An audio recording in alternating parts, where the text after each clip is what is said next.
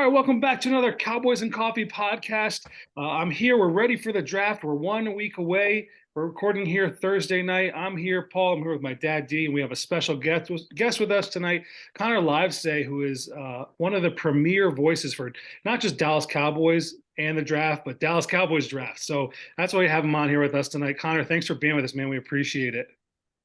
Yeah, guys, thanks for having me on. I'm excited.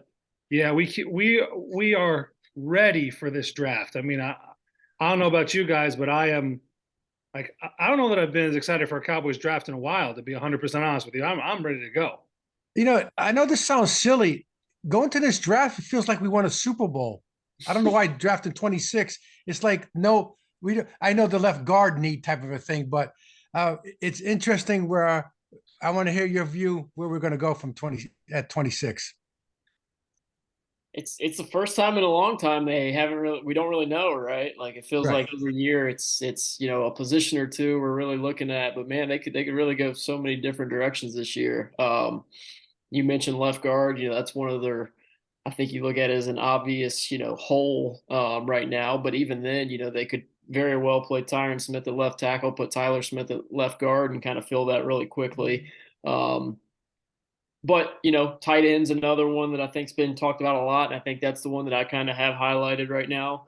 Not saying that's what I would do, but I think that's probably the position that maybe they're leaning right now with Michael Mayer, Dalton Kincaid. We haven't heard them linked to Darnell Washington much, but I think that would be a one that maybe is not being talked about enough, but they keep talking about how much they value the blocking, and he's a dude that's just he's NFL ready as a blocker, and he's got the traits to be an NFL ready receiver, but he just didn't really get to show that at Georgia because of Brock Bowers and the way they kind of ran their offense at Georgia. So I think left guard and tight ends probably the two spots that you want to highlight and go into, but it wouldn't shock me either if they maybe go with a different direction with the defensive tackle or a linebacker if one of these wide receiver falls to them. 26, they go that route either. So they've done a really good job this offseason of setting themselves up where they can pretty much go any direction they want, and I don't think fans are going to throw a fit. Yeah, I think the Cowboys are best in a draft when they are draft scavengers or draft vultures, I guess. Whenever they pick whatever comes to them, when you have a CD Lamb, and a couple of years ago we were upset, they didn't get one of the top cornerbacks. They'll end up with Micah Parsons. Now, granted, everyone viewed him more as a linebacker, but you wrote in your draft guide that he had pass rush capabilities, and we've seen what that's been over the last 2 years. The Cowboys going to this draft, I think they did such a good job in free agency with trades and signings that they can just sit back at 26 and say, best player available falls to us.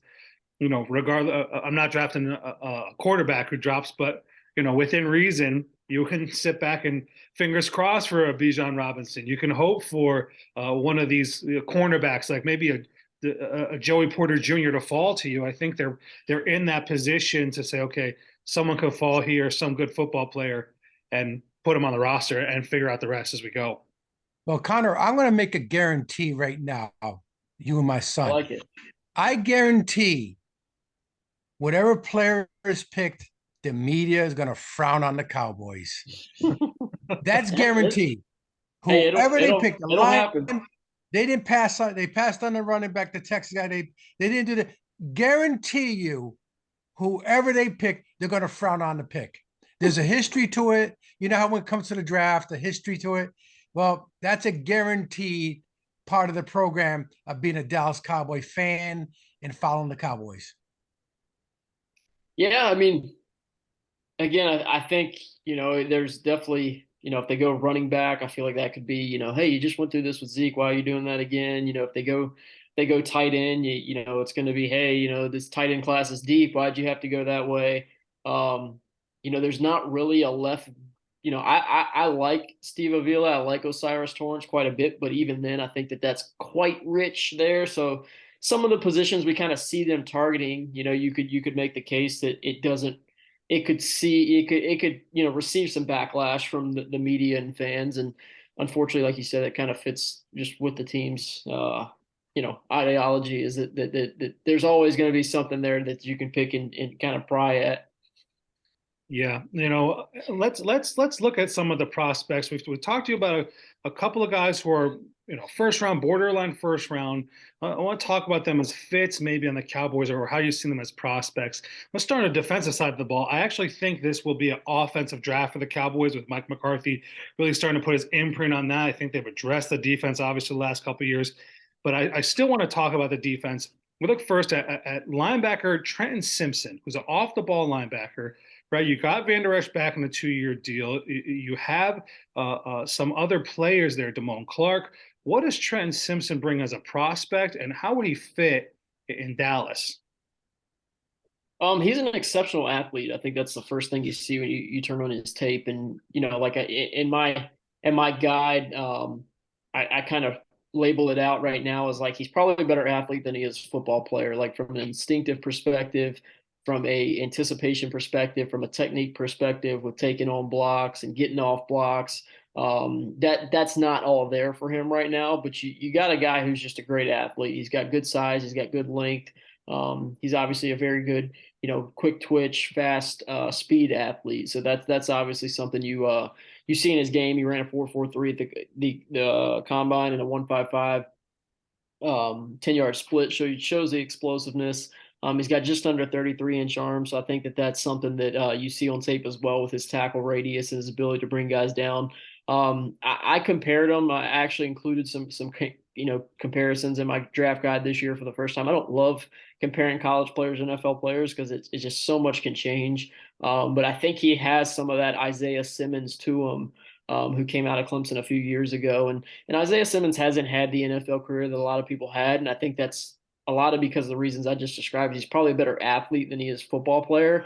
But they're very similar. Isaiah Simmons was a guy who played some of that overhang defender safety early in his career, and Trenton Simpson did the same thing. That first year at Clemson, he was a guy who was playing from depth as a safety and would line up as that overhang defender, kind of off the edge and in that slot role.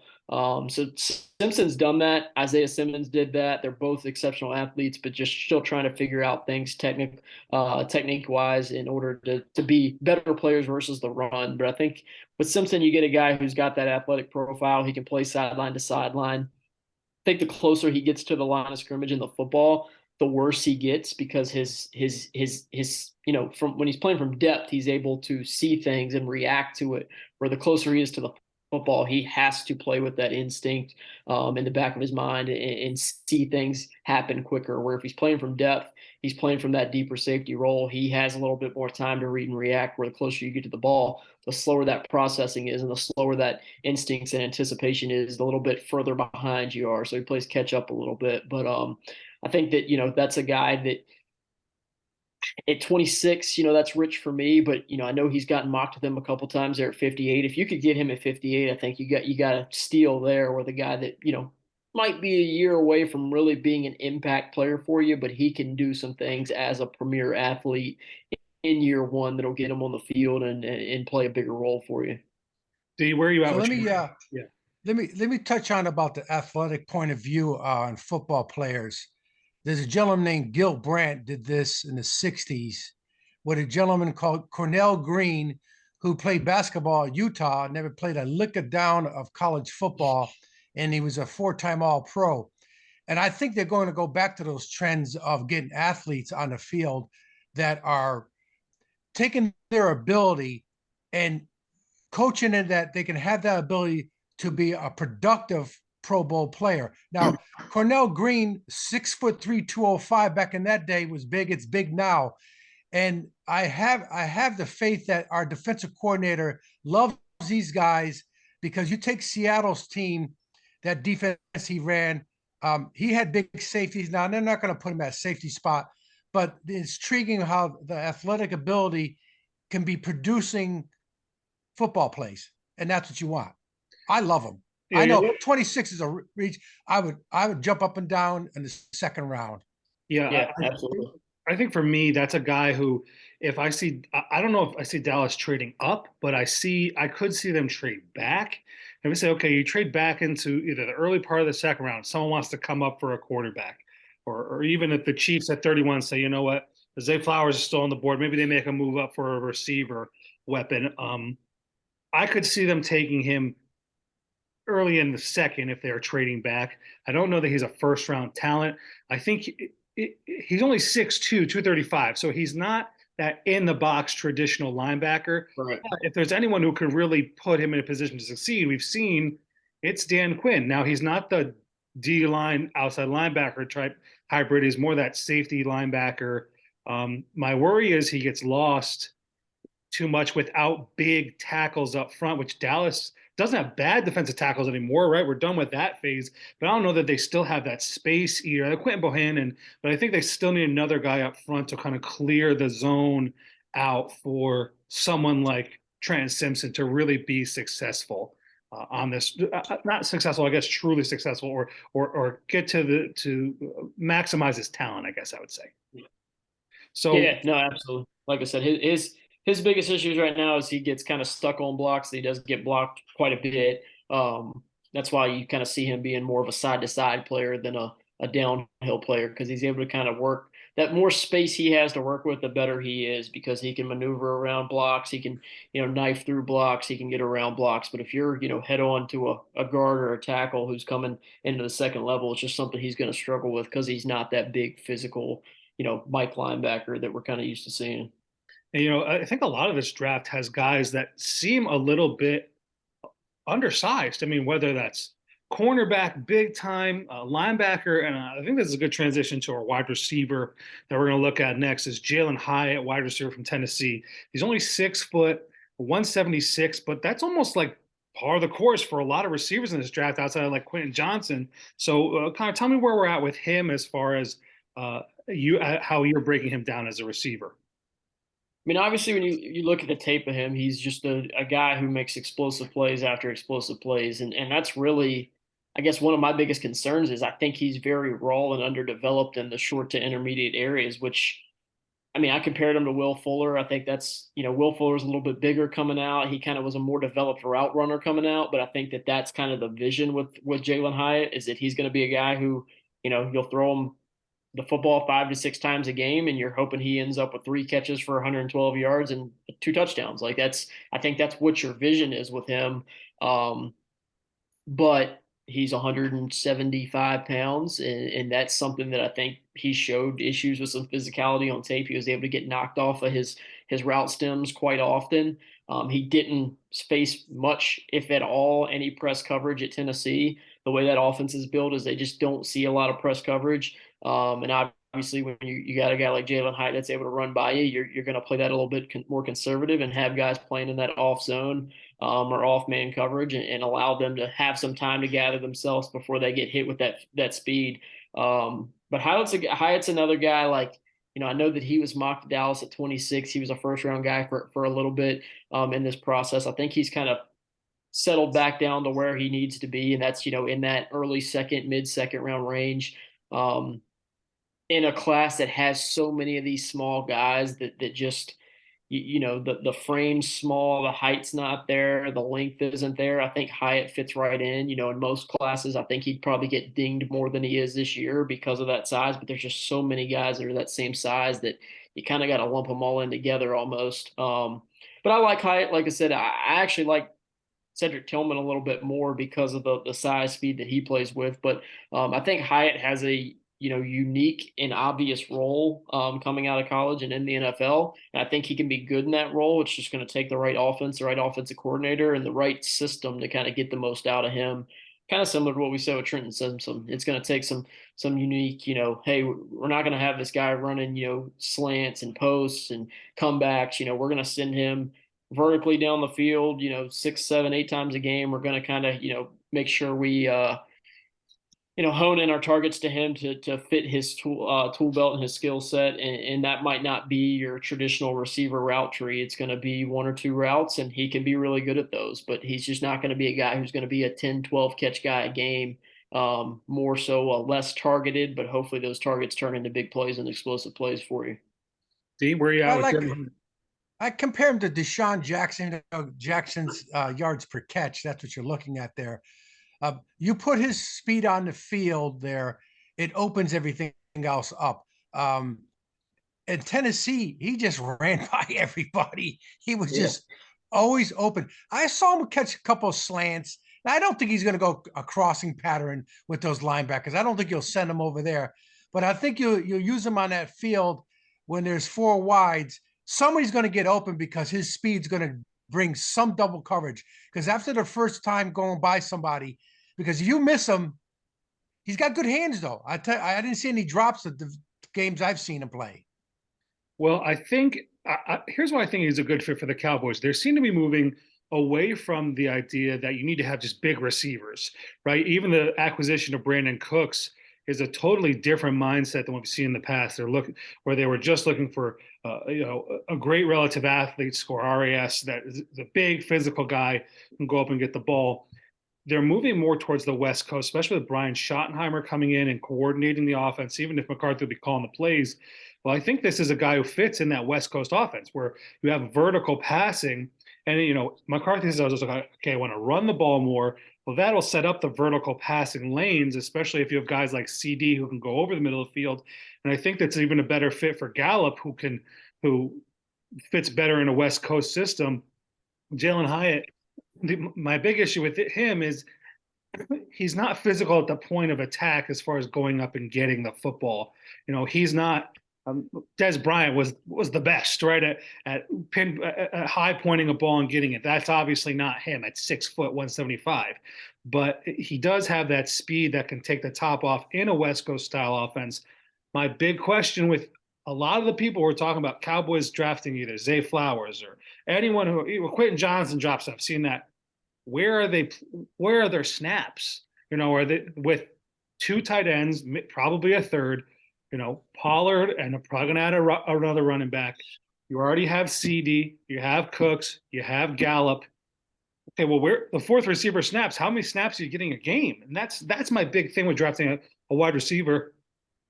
Unless like the guy from Ohio State falls to you, is there true value in a receiver in round one or even in round two?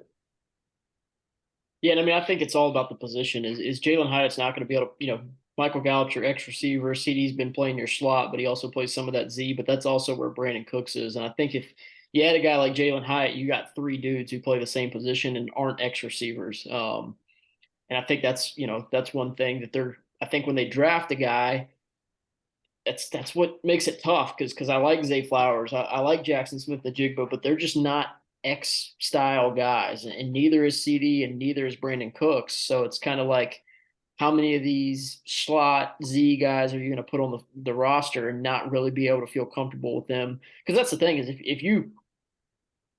I'm not as high on Quentin Johnson as a lot of people, but like if you had a Quentin Johnson fall to you and it's like, okay, he's an X receiver, like he could push Michael Gallup snaps to the side, which, we saw last year after the injury, he wasn't himself. Not saying we're looking to replace Michael Gallup, but if you could have a value like that you go, okay, if we got to push one guy to the side, it would probably be Gallup at this point. But with a Jalen Hyatt or a Smith the Jigba or a Zay Flowers, it's just tough to do that because Gallup's your only true X style guy that you got on your roster right now.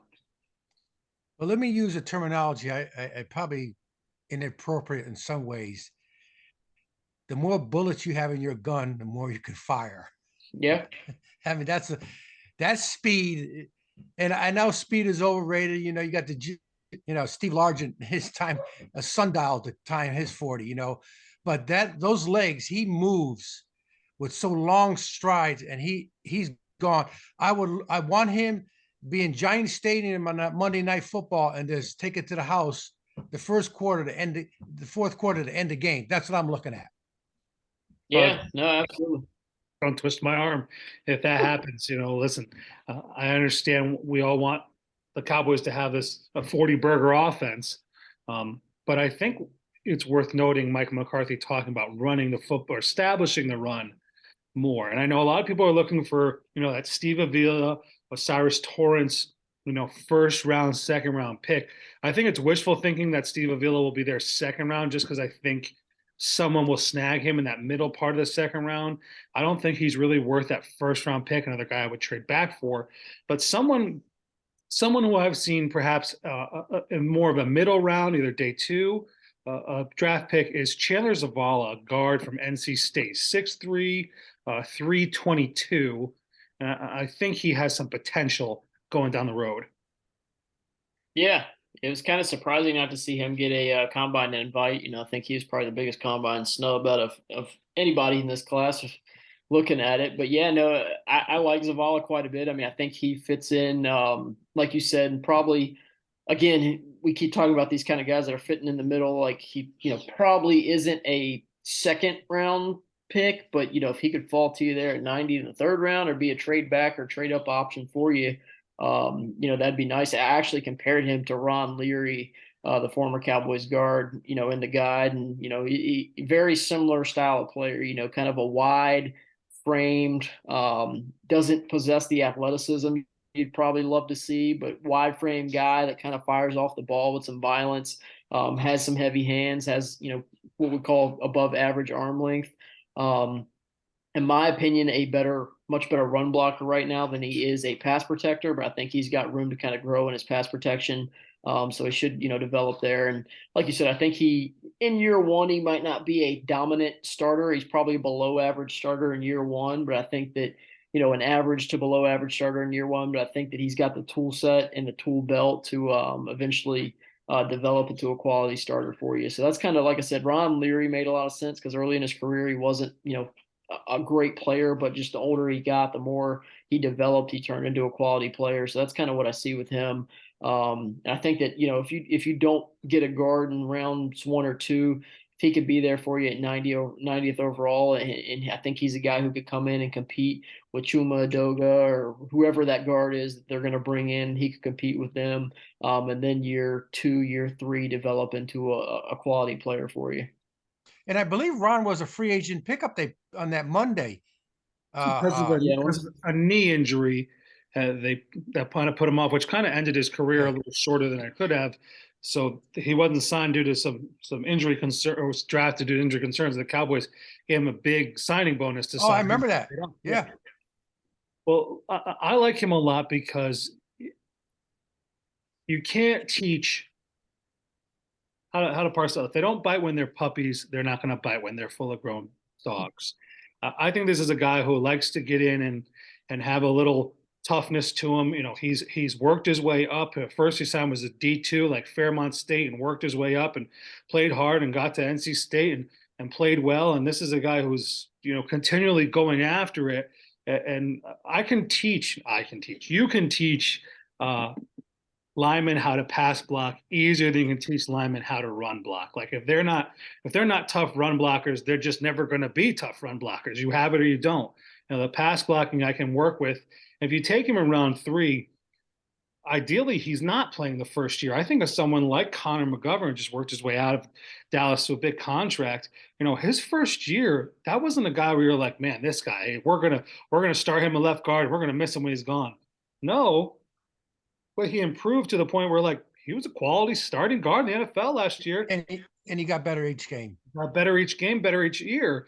So this is one of those guys who I'm like, okay, this is what I think. This is how, to me, you replace Tyron Smith. Not drafting another tackle, because I think Tyler obviously has shown he's the left tackle of the future. And, I think they'll work with Terrence Steele at right tackle, another guy who's improved. His first year was dreadful, but they're going to improve. They've improved year after year. Put him at left guard, not today, not tomorrow, but next year, the year after, he comes in and says, okay, this is a guy who can hold this position for 5-6 years and stay there for the Cowboys. Connor, I have a question. Is there anybody you think worth moving up from 26 and moving up? So trading up in the first round? Yeah. I don't truly. That's the right answer. Only player I'd consider it for is Peter Skoronski, the Northwestern tackle. Just because he projects kind of. I still grade him out as a tackle because I think he's a quality tackle. And I think the tackle position is way more valuable than the guard position. But I think that you move him inside and you're kind of looking on that Zach Martin trajectory where college tackle lacks the arm length. Probably move him inside the guard, and he's a dominant guard. So that's a good one. I love Broderick Jones out of Georgia. I think he's my top. Thank you, Paul. What I tell you? He's my top ranked tackle this year. I don't know, if he's He's never really played guard, and I don't know if he's a guy who's gonna, come in and be able to play guard. Normally that's a smooth transition for guys, but Mhm. it's just tough to take a guy, trade up for a guy that's a left tackle. When you just Yeah, he's not drafted a moving left inside. tackle last Yeah. year and you got Tyron Smith, who's pretty much Mhm. probably a tackle only guy. So I don't know that trade up for Broderick Jones, but if he's a guy who's somehow there for get 26, by Mhm. all means. I mean, for me, he is my, let's see where I finished with him as his final grade for me. He is my ninth overall player in this class and my top ranked tackle. So Broderick Jones or Peter Skoronski is probably the top two names that make sense there. And like I said, like Jackson Smith and Jigba, I have a high grade on, but Yes. I don't think he really. I mean, again, he's a great player and he fits. I don't want to say he doesn't fit in this offense, but where he's going to line up is where you kind of got CD at, and his other position would be where Brandon Cooks is. So it's kind of like he fits, but he doesn't fit, if that makes sense. It makes sense. It makes sense. Listen, if somehow Jalen Carter fell to 15, I'd be like, trade up and get him. I don't care the red flags. Get him. Yeah, I mean, All right, Connor, I got a prediction for you. all Prescott right. throws 5 touchdown passes over 50 yards this year. Would you be happy with that? Sure.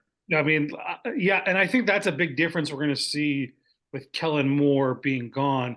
He kind of mashed together this Norv Turner style offense with the Boise State offense, and they're like, well, what offense is it? Well, it's his own. He created this own system, so to speak, or kind of cannibalized other systems to make it work. But there was no vertical passing threat last year.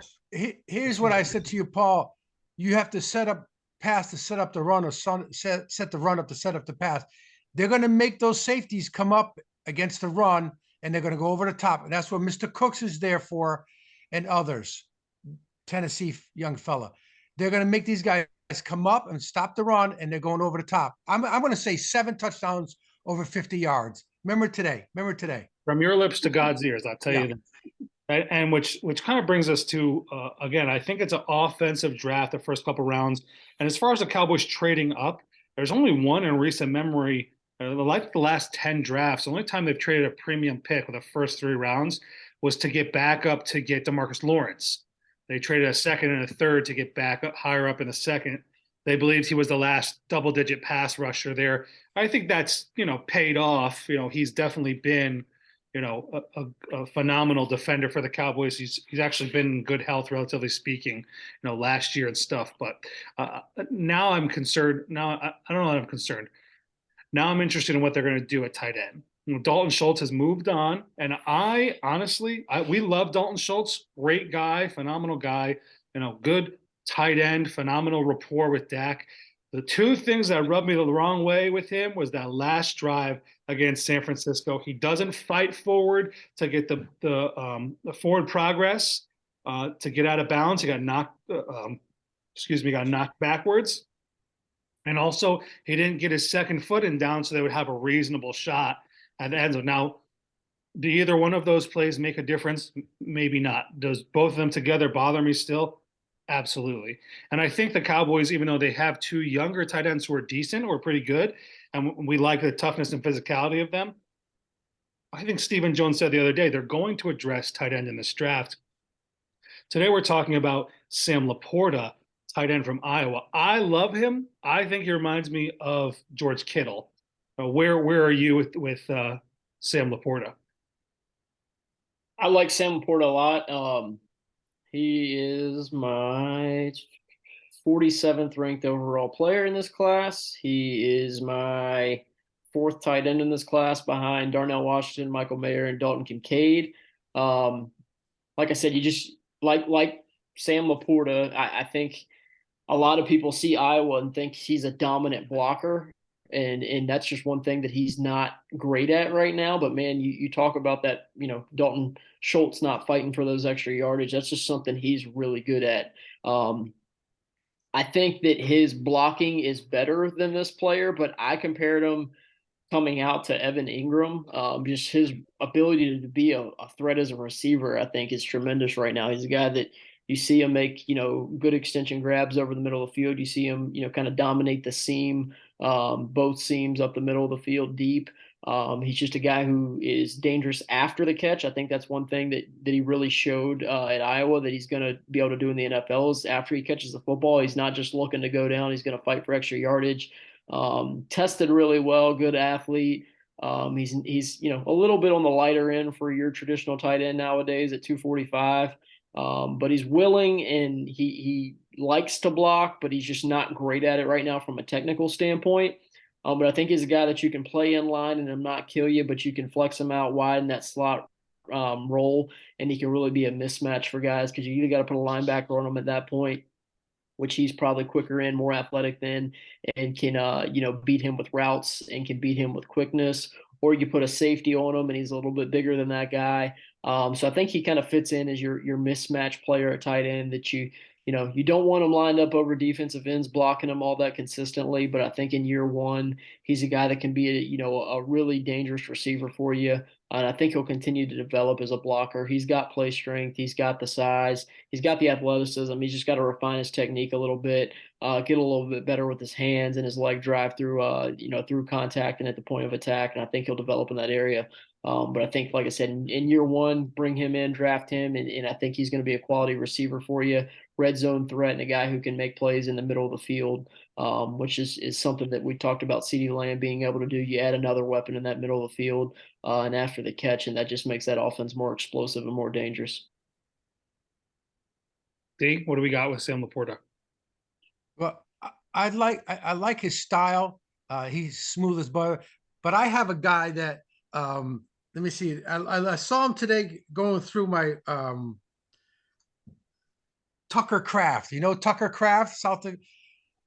I love tight ends. Yeah.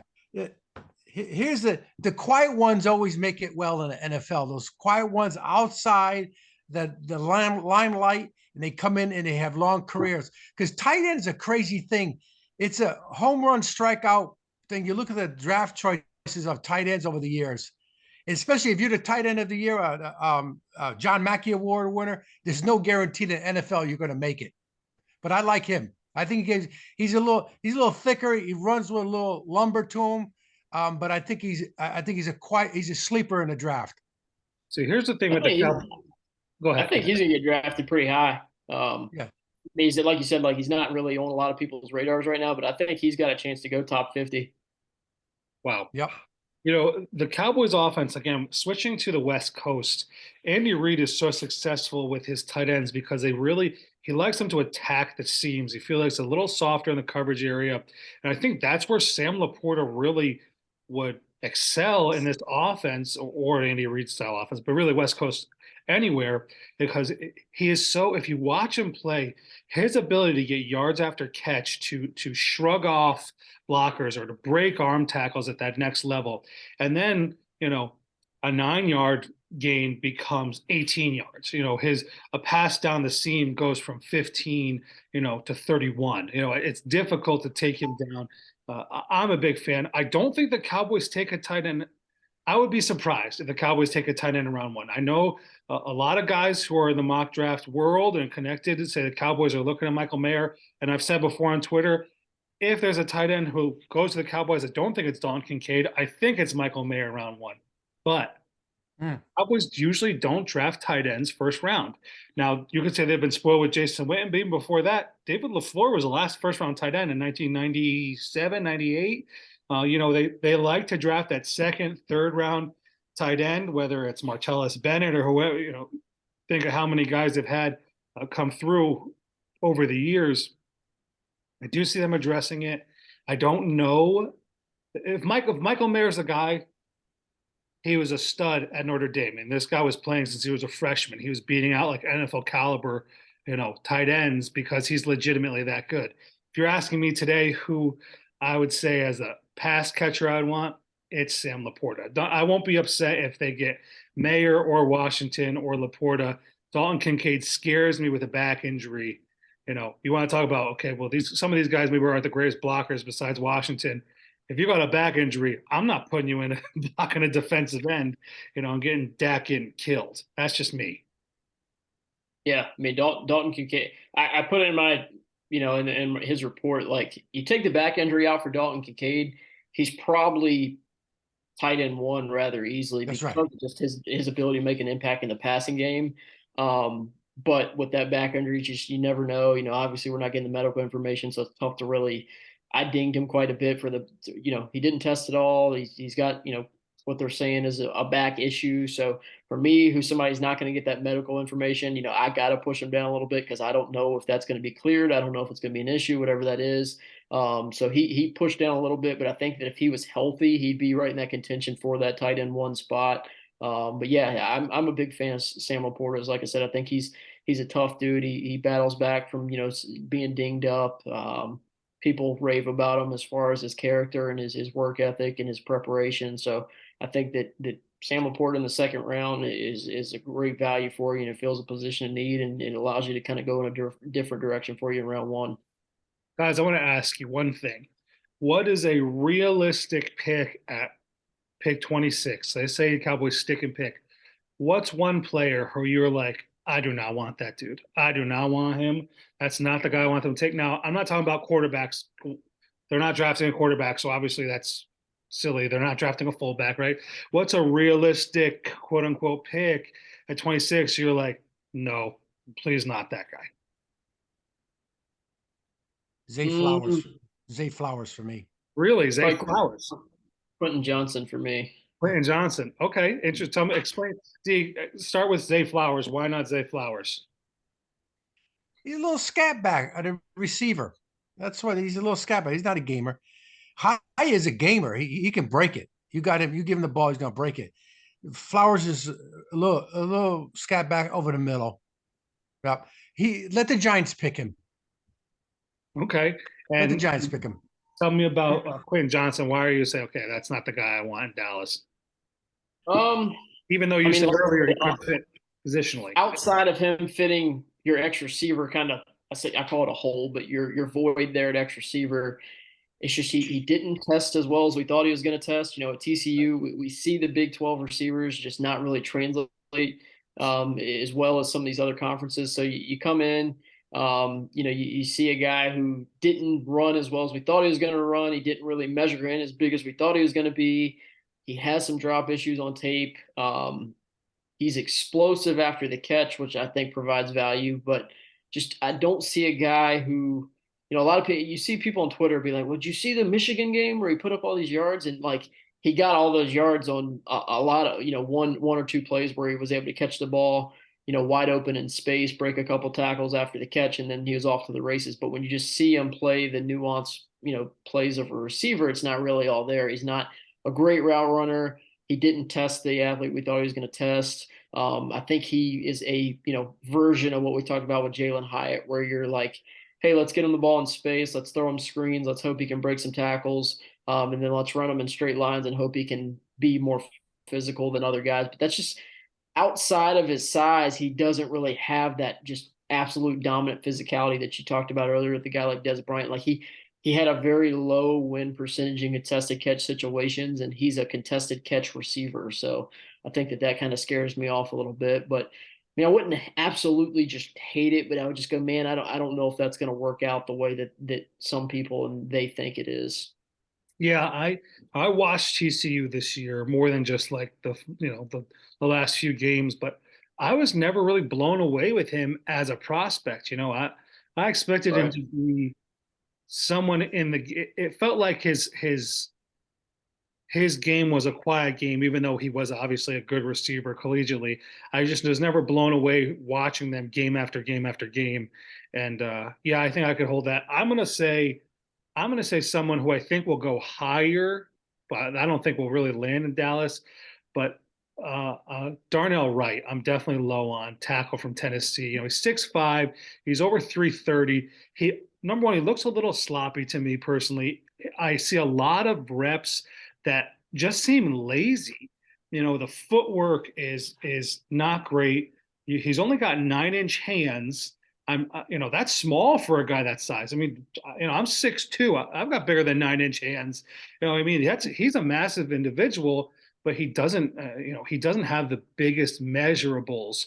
And I just don't. I see him, and I also have a red flag. He was, tweeting at guys, messaging people on Twitter who are calling him a right tackle, cursing them out because he didn't want to F you. I'm not a right tackle. Like, oh, okay. That doesn't sit well with me because, like, heaven forbid this guy ends up with the Jets and the New York media. They'll cook him. He will be, in the Dallas media, which I think is more pro Dallas than anything. It's still a spotlight. And you have a bad game, they're going to burn you. So it doesn't matter what position you play, they'll cook you alive. So I don't think he will. I actually think he's going to go higher than that. I think other people like him. That's the guy to me that I'm like, yeah, I don't want to touch. I don't want to touch Darnell Wright with a 10-foot pole in the draft. Like someone get him off the board before Dallas, so they're not like this is a good value pick. Like no, thank you. I thought he was sloppy where he played. I thought he back up and lean over and just grab people, and it didn't seem like there were. Size will speak well in college. Size don't speak well in the pros unless you know what you're doing. And I don't know. I didn't see he knew what he was doing compared to my guy in Georgia.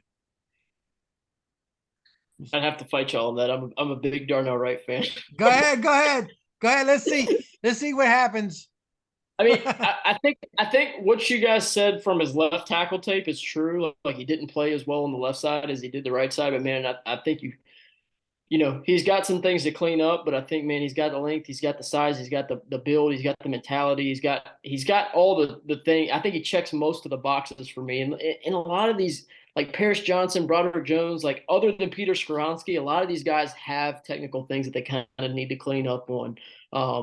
I think Peter Skoronski, his biggest knock is he doesn't have great length, and that showed on tape at times. But Broderick Jones, that's a guy that I love a lot, but I think that you can look at him and go, hey, he's a redshirt sophomore. He's got a lot of things he's got to kind of clean up to reach his ceiling. I think year one for him could be a bit rocky. Paris Johnson's the same way. The tools are there, but man, you turn on his tape and you see a lot of reps where he's struggling with his weight distribution and really struggling to kind of get that length out of him. But I think Darnell Wright is a plug and play right tackle who could also play, reduce down inside, play guard, probably be a really good guard as well. So, like a lot of these guys, other than Skoronski, just have some holes in their game that they got to clean up if they're going to kind of reach their ceilings. Where Skoronski, I think, is you move him down inside, and a lot of his limitations kind of go away. But I like I said, I like Darnell Wright. He'd be a fun pick for me at 26 for sure. I think Skoronski goes, in that top 10. I think he goes to the Bears, who I think we could use him at right tackler. I don't see Skoronski making it past the Eagles at 10. I know people love talking about Bijan there, but I think that's a Howie Roseman pick. Like right now, plug him in, as a future right tackle when Lane Johnson retires. But I could also see them picking Darnell Wright. You say, okay, maybe he won't play today for the Eagles, but Lane Johnson's going to retire in a year or two. Let him pick him. Yeah, that's fine. Pick right. Yeah, this is someone I want to definitely track with you guys over the next. Darnell Wright, I want to track with you over the next year, see how he develops. Because interesting having a little difference of opinion. I like it because it helps you become better at talent evaluation. Speaking of talent evaluation, Connor, just within the last hour or two, you just rolled out your 2023 NFL draft guide, which we will be Venmoing you immediately after this to buy the draft guide. And listen. We've got a 225 player big board, 120 detailed reports, top 10 positional rankings, top 10 sleepers, a first round mock draft. This thing is worth every penny. It's only $7. Tell me what else we got in here, Connor. Tell us how we can pay for it. Tell us all about it. We want to know. We want to put it out to people. The easiest thing to do is go to my Twitter account at Connor NFL Draft, CONNOR NFL Draft, and it's pinned to the top of my profile. It kind of breaks it down for you, but it's going to have all the athletic testing in here.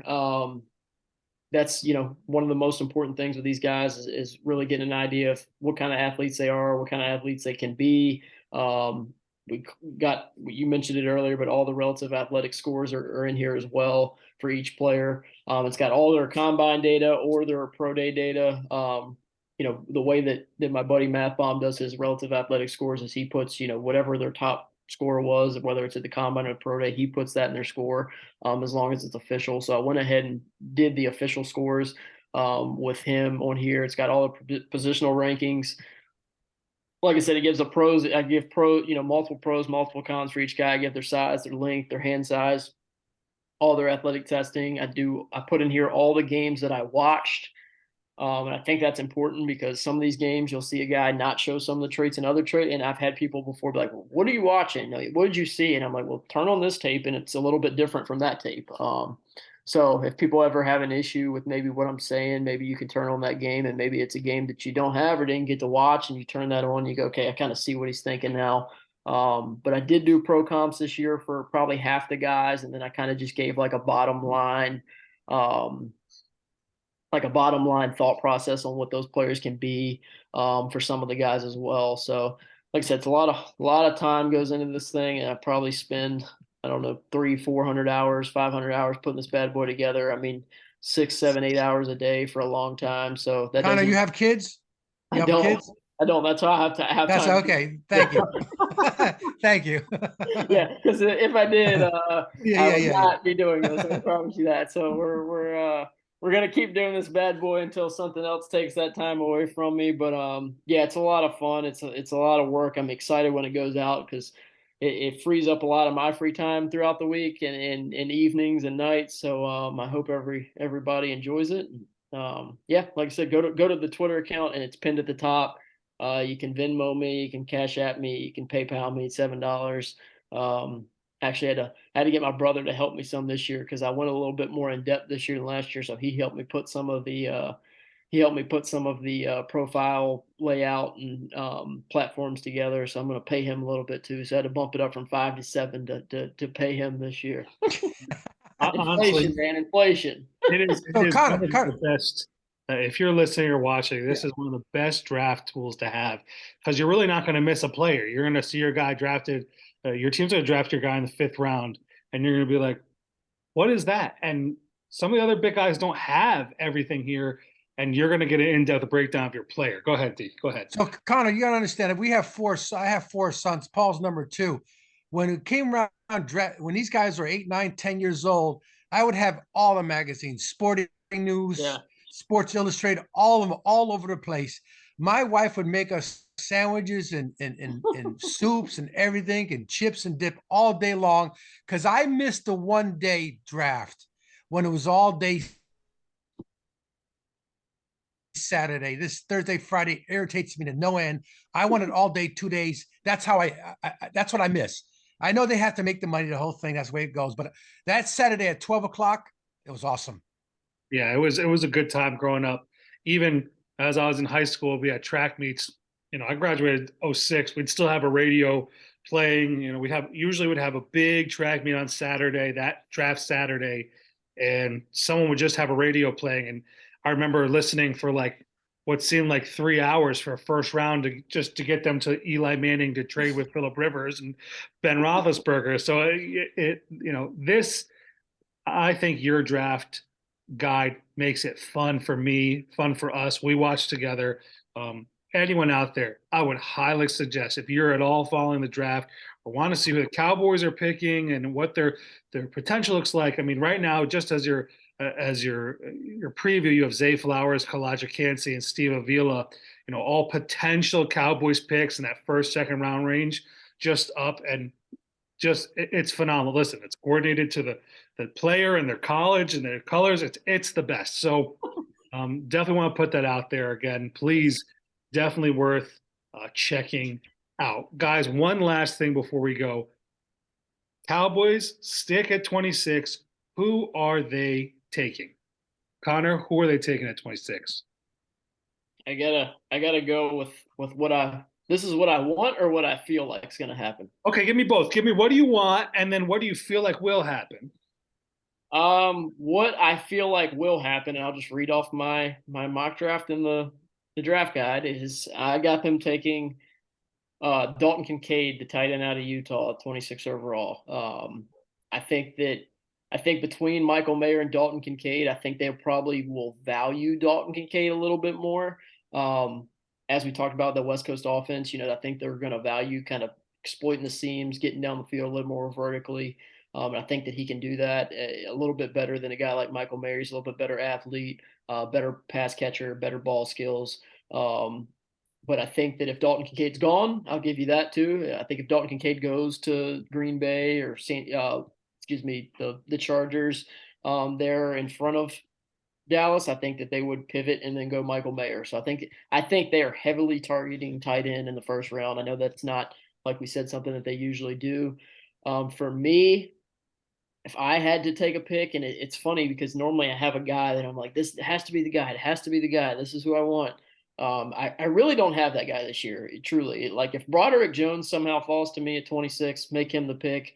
I'd be shocked if he's there. But at the same time, you look at some of these simulators and PFF, I know has him graded a little bit later than I do. Some of these guys do. So if Broderick Jones is the pick at 26, that's probably I'm extremely happy and can't really get much better than that. And again, like I don't even know if he can play left guard for you, but I think that he's just going to be I compared him to Andrew Thomas, the Giants left tackle, that people took him. He wasn't great in year one. He needed that first year to really develop, but now he's one of the best left tackles in the game. And I think that's similar. That's a similar style trajectory for Broderick Jones. D, where do you think the Cowboys will go? What do you want the Cowboys to do?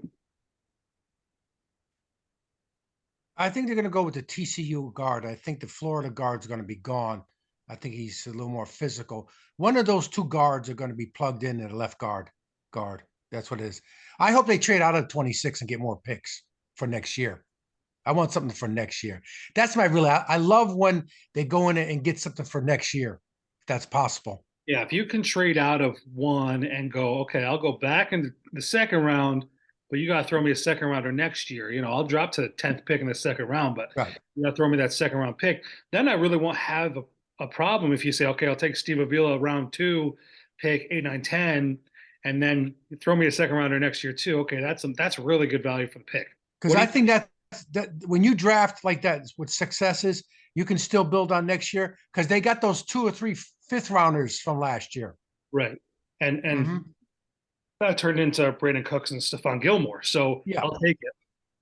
And I think that's what Howie Roseman has done with the Eagles. So I wouldn't be surprised if the Eagles at 10 trade back and try and continue that next year. If the Eagles trade from 10 to 19, they could get a first rounder next year and have 2 first round picks next year. And, if someone wants to move up for a quarterback, they'll have 2 first round picks last year, 2 first round picks this year, 2 first round picks next year.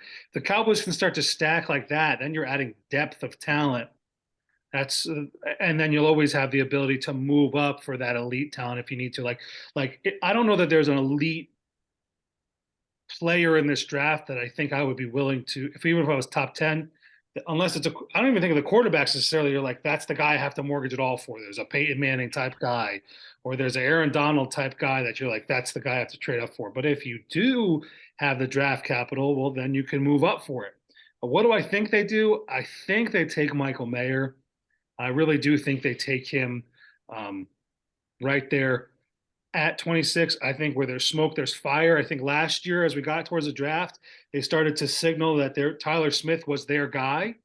And we kind of could tell. They're like, well, okay, they're looking at the tight ends. I don't know that they will do it, but I think, okay, if you're I don't want to say put a gun to my head. If you force me to pick, I think they will go with Michael Mayer. What do I want? I want Bijan to fall to 26. Now, I know a 5-year contract, he'll $30 million guaranteed for him, $30 million, in that slotted position, which is like a top 10 running back contract. But I think you need to start to cycle out some of these running backs. I think Zeke's gone, take Bijan, put him in with Pollard. Next year, let Pollard walk, draft another running back in that 2nd, 3rd, 4th round, and kind of restock that way rather than sign these guys to big contracts. Zeke burned it's not Zeke's fault he burned the Cowboys. There's no more tread left on the tire. The Cowboys should have either done the contract earlier or drafted someone and moved on. But I say, listen, I'm hoping Bijan drops to 26, and you let him and Pollard battle it out for carries and embarrassment of riches. So that's it. Connor, we want to say thank you so much for joining us. We appreciate Thank you very much. Your time, your talent, your abilities. Yep. We're big fans, and we hope we can do this again next year. And go Cowboys. Yeah, thank you guys. Awesome. All right, God bless. D, have a great rest of your night. By the way, Connor, I don't know if you know this. I have one son. Just found out we're expecting another baby. So There you we go. just, Congratulations. yeah, we did the blood work today to find out if it's a boy or girl. So within a couple days, D, we'll let you know we got a boy or All girl. right, because my prediction, kind of make a prediction. You make a prediction. What's it going to be, a boy or a girl? You go for it. I'm going to say a boy. Let's go. All right. I think it's a boy too. I D, think what it's do a you think? girl. It's going to be a girl. I think it's a boy. It's going to be monk 3. Monk 3. It's a boy. Anyway, listen, guys, let's go Cowboys. Have a great rest of your night. We will talk to you Take care. soon. Thank you. Take care, guys. Bye-bye.